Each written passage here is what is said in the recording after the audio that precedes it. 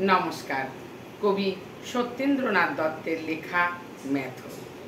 কে বলে তোমারে বন্ধু অস্পৃশ্য অসুচি, সুচিতা ফিরিছে সদা তোমারই পিছনে।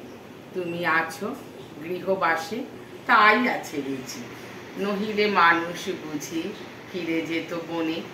শিশু জ্ঞানে সেবা তুমি করিতেছ সবে, ঘুচায়ছ রাত্রিদিন সর্বক্লেদ গ্লানি।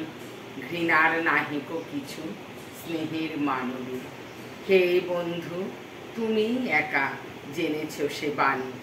নির্বিচারে আবর্জনা বহ অহর্নিশ, নির্বিকার সদাসুচি তুমি গঙ্গা জল।